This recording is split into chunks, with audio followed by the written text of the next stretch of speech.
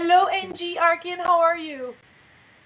I'm so well, Lilu. How are you? Very good. It's exciting to have you because I have some of my viewers that told me about you. You're an intuitive healer. Yes, I am. And I'm so excited to be talking to you because I've read so much about you as well. Thank you. And I wanted to first start off this conversation by talking a little bit about the energy because you say we are energy.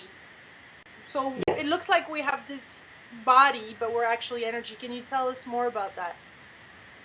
Yes, absolutely, Lulu. The thing is, everything in this world is made up of energy. And, I think a lot of times our bodies are these containers for that energy.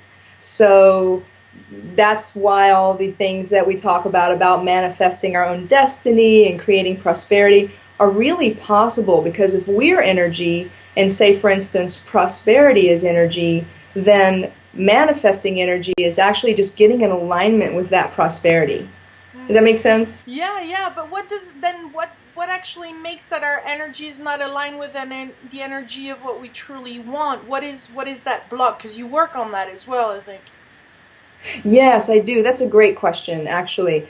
We all have our encumbered patterns, as I call them. We have these blocks, whether they're depression or anxiety or anger, ego, pride. And what happens is we get disconnected from our intuitive centers, or you could say spirit, from our higher selves. And when we're disconnected from spirit, from our intuitive center, then what happens to us is we begin to feel really afraid. We go into a place of mistrusting. We go into a place of anxiety. And that's where all our encumbered patterns arise. It's really from this sort of disconnect that happens. It's kind of like if you were on the cell phone with a friend and it was a very important call and the call became very staticky and you couldn't hear them, and then all of a sudden the call got dropped. You would feel worried and upset because it was an important call. And that's very similar to what happens when we get disconnected from our higher selves, from our spirit, from our intuition. So Oh. that's when all the encumbered patterns arise, all our blockages, as you call them. It's very true. We get blocked. So you as an intuitive healer, and we can go a little bit more into what that means, but you actually you come from a space of that pure energy. I mean, how do you remove all those things? Because you have yourself your own fears, I guess, or your own things coming along the way. How come you're a channel for that? If it's a channel actually that we're talking about. Well, actually, what we're talking about, and I do this work for people individually, but my firm belief is that we really can all do this for ourselves. So I've taken a long time in my life to create kind of a library of teachings on all these subjects, and it's on my website. And so what I do is I want to empower people to learn how to do this for themselves. I think that's why my website's called Be Your Own Healer, because I want people to be able to be their own healer, to heal themselves. So yes, in a sense, I become a channel. What I do personally for people is I speak with their spirits, and then I give them back their own information. So that's very amazing for a lot of people because your spirit is also your intuition. That's where your intuition comes from. So, you have that little voice in your head that tells you, oh, don't park the car here, you're going to get a parking ticket. But maybe you don't listen and you come out in 10 minutes and you get a parking ticket. That's intuition, So okay? So, yeah. yeah, go ahead. No, no, no, No, no. I Go was just ahead going to in your say, explanation. Sorry. okay. I was just going to say we block that all the time, our intuitions. We don't trust it. So, when we can get to that place in ourselves, or if you have someone like me helping you get there, it's very empowering and very aligning. It helps you align. So how do you define spirit and how do you connect to it? Okay. I define spirit as the part of us that's going to go on after our physical form passes away. Some people call it a soul. I think the terms are actually used very interchangeably. And your spirit really, it has all your information, so it really is this amazing source Yeah. of personal information just for you, and it's yours. and yours alone. And it is also your place of unconditional love, acceptance, compassion, prosperity, freedom, abundance. As you call it, it's all the juicy stuff that we look for, right? So how do you connect with when you speak to someone? How do you connect to that part of them? How do you go beyond their identity and their personality?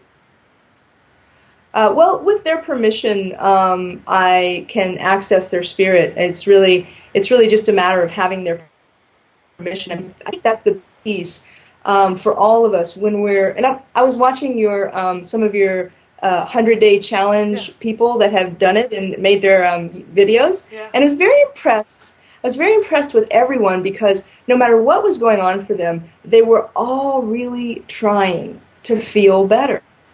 And I really think that's the whole ball of wax right there. We just need to have that desire. And once we have that desire, then the doors open. Now, I personally couldn't do a reading for someone if they didn't want me to. A, I wouldn't, but also B, if they were to come in to my office with a lot of resistance, or if they were to call me on the phone and have a lot of resistance, all those doors would really be shut. So it's really about intention, and that goes back to, creating prosperity. We have to be present. We have to have the intention that we want to do this in our lives.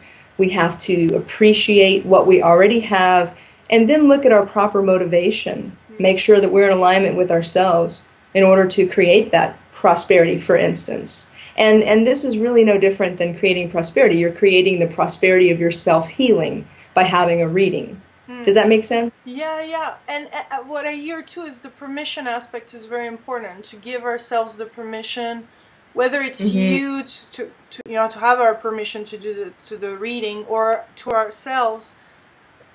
That's the beginning of the process of being in contact with our spirit, because we can connect to it ourselves, right, to our own spirit. I guess I'm curious Absolutely. on how we can do that. Yes. Well, I think, Lulu, that's such a great point because I don't think that I think actually that most people don't realize they can do this Mhm. and that they need to go to someone like me. And I'm so happy to help people. I love doing it. But my greatest desire is really to get people to understand that they can do this themselves. You can really become your own healer. So your question is a good one. How to do that, how to get into your intuitive center. I have actually quite a few teachings on this subject on my website, and they're kind of lengthy meditations, but they actually you don't have to do them for that long. I mean, the individual meditations, if you take them individually, are about 10 minutes. So you could probably get into your intuitive center in about 10 minutes of meditation. And I wanted to say something about that, if you don't mind. Mm. Um, because I think a lot of times meditation is a little scary for people. I think sometimes, for instance, they might feel like, oh, I can't do it. I can't just shut my mind off and think of nothing. Mm. Because a lot of meditations ask you to just clear your mind. Mm. And I have a very hard time with that as well. In fact, a long, long time ago, many years ago, when I first began this journey, I tried to meditate and couldn't do it. And I got really upset. And then I stopped for a number of years because I couldn't clear my mind. So I felt like a failure. And I feel like it's really important to get people to understand that our minds are like these little puppies, Mm. and they're running all over the room, Mm. and they're going over into the corner and they're tearing up a shoe, or they're going over here and they're having an accident. And we have to go get the puppy and bring the puppy back and love the puppy and tell it, no, no, stay here. And that's what we're doing with our minds when we meditate. We're merely focusing our minds. That's actually what the Dalai Lama says meditation is merely the process of focusing your mind. So what I do in my teachings is I give people a lot of different mental images to kind of attach to so that they can give their mind something to do, really. And then what ends up happening is through focusing the mind and having these different images, we begin to clear our energy. We begin to ground ourselves into present time. Mm. That's a big one. Grounding is a big one, I think. That's probably the first way to deal with any of your problems in life is to make sure that you're present. You talk about that. I've heard you speak about that. I call that grounding, grounding yourself to the moment. And there's a great technique for that as well, and how to just really get yourself connected to the earth. Because, you know, if you're not here, if you're not present, if you're maybe out of present time, let's say, for instance, you know, you've lost your job. That's a subject that I know you understand, right? Yeah. Me as well, probably many people out there. And so if something like this has happened in your life and you've had a difficult event and you've lost your job or partner, then what happens to us is our energy slides out of the moment. It's like it just slips away, and we become either depressed, angry, anxiety-ridden, overburdened, and then we can't receive all those beautiful gifts the universe is trying to give us because we're not home. So being grounded means that you're home. You're in your body. You're present. And you know what I mean? Yeah, and when you were talking earlier of being in this meditation and letting go, how do you actually receive those messages from your soul? Do they emerge, or do you welcome them, or is it a mix of both? I mean, what is the harmony between receiving and giving away all those thoughts? You know, how do they come up to the surface? Do you welcome them? Yes, okay, good question. So what I do is I will lead people through a guided meditation where the first step is you're going to focus on your breath for about a minute or so. That really gets you into your body, you know? Then you're going to ground yourself into present time. So you're going to visualize a connection to the earth. And that meditation itself can go on for about 5 minutes. It's a great one. And you will feel very present, very, very much here.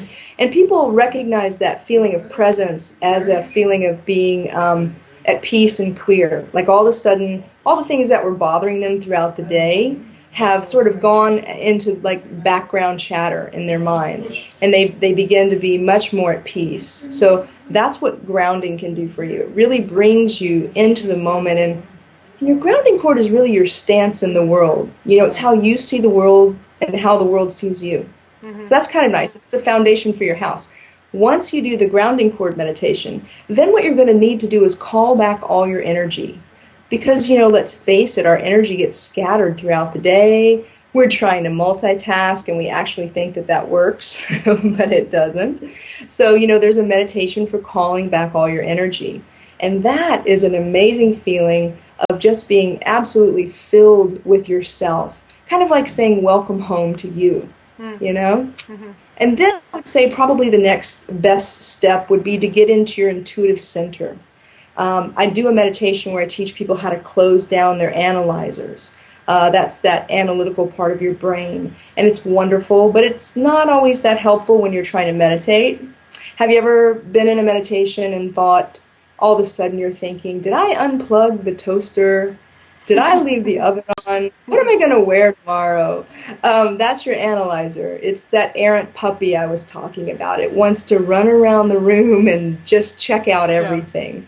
So it's kind of nice to be able to close that down, tell it thank you, and I'll talk to you later, goodbye, you know. And then you step back into your intuitive center. It's actually inside your head. It's very near the pineal and pituitary glands.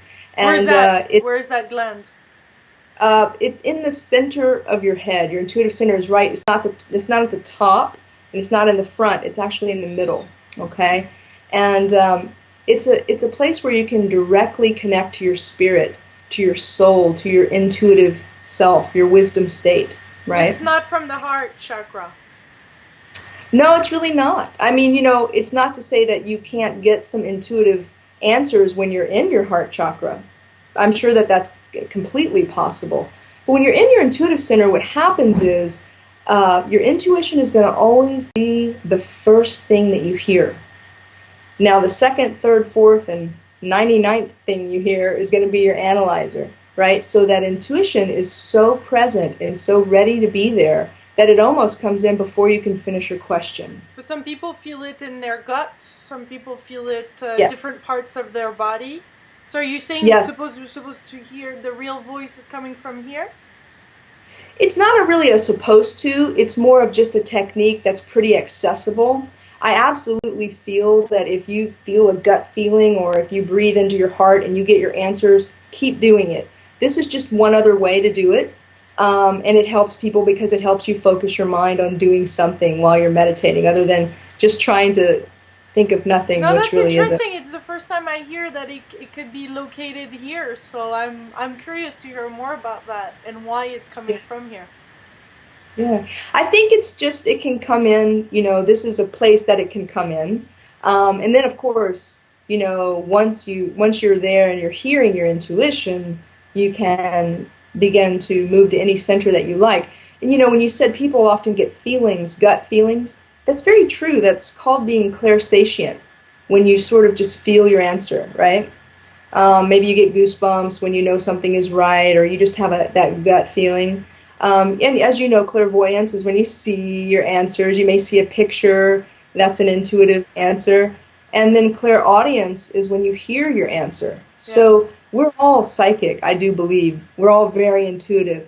We just have shut that off, and maybe we don't have the tools for that. So that's why I've really dedicated my life to Yeah. creating tools for people to get their own answers. How can we know what type of clair if we're in the ears or the eyes? I mean, how can we know that? Is it because we're more visual people in day-to-day life? I mean, is there a little trick to in life knowing if we would be more inclined to receive that information this way or that way? You know, I'd say the biggest thing is just practice. Practice. Find some techniques, some tools that you can put in your energetic toolbox and that you can pull out and use throughout your day.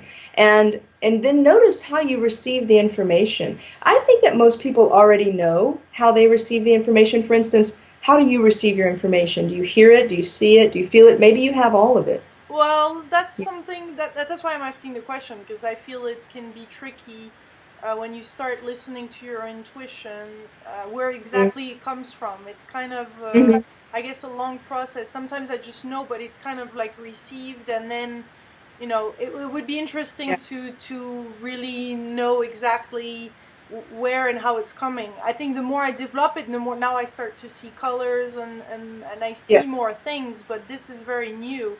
Before it was Right. coming more, I guess, hearing. It's hard. It seems hard to know exactly where it comes from, to be honest. Mhm. Yeah. Well, you're bringing up a good point because it feels to me like, we don't always trust that intuitive voice. Hmm. So, what is the difference? I guess I would ask myself in this situation if I were having the question that you have. What's the difference in my mind, my ego, and my intuitive center? And that's why creating the meditation like the intuitive center is a really good one, because when you get there and you hear, when you say like hello to your spirit and you hear the hello back, there is absolutely no doubt that that is your intuition. Now, it's also good to have that comparison to what goes on every day for you, which is your analyzer, your mind. And then, of course, we all know what our ego sounds like. Yeah. So, we have these challenges as beings down here to really get past the monkey mind, the mind that wants to jump all over, Hmm. and to appreciate the ego, and also say, okay, I'm going to turn down the volume on you right now too, because I really just want to hear from my spirit. So, Does that well, yeah, yeah. It's all beautiful. I really love how you're definitely speaking from the heart, and it's nice to have a conversation with someone with an open heart. So I just want to say that, even though that's a little bragging. But you are a Buddhist, aren't you? Wait, can you tell me more about your path? Have you always been an intuitive healer? I mean, how did all this unfold in your own journey here on Earth?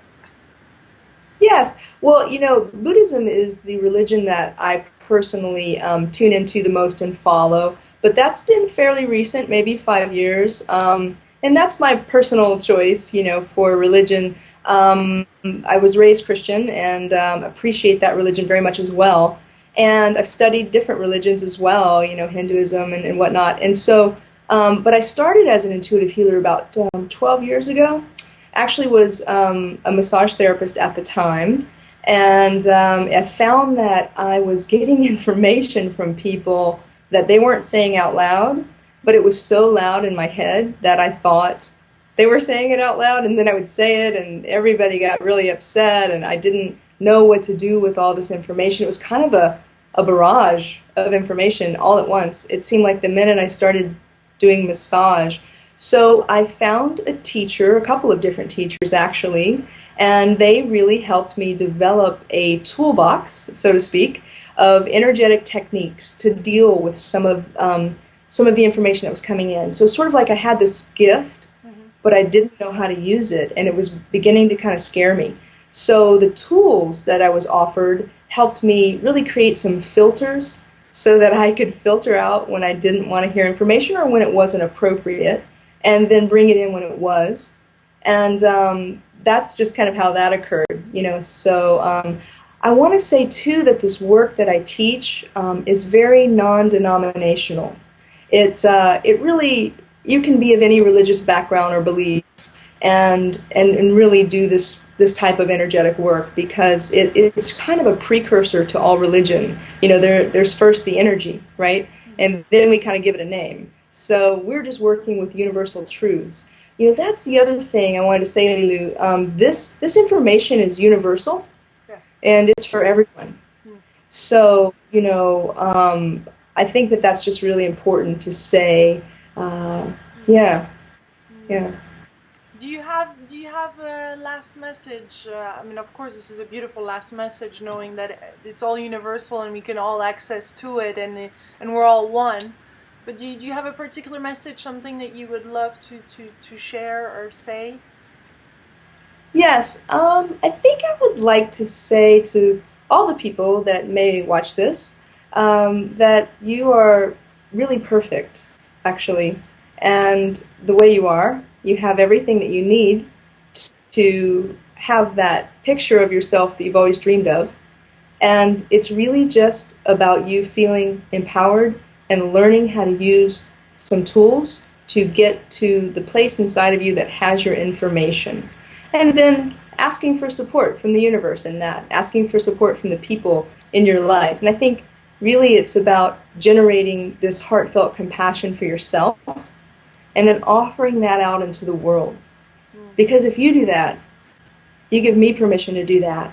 And if I do that, I give you permission, and that one and this one, and pretty soon we're all coming from this really amazing place of self-love and self-acceptance, and then offering that out to each other. And I think that can change the world, right? Yeah, beautiful. Thank you very much, Angie. Thank you. Thank you.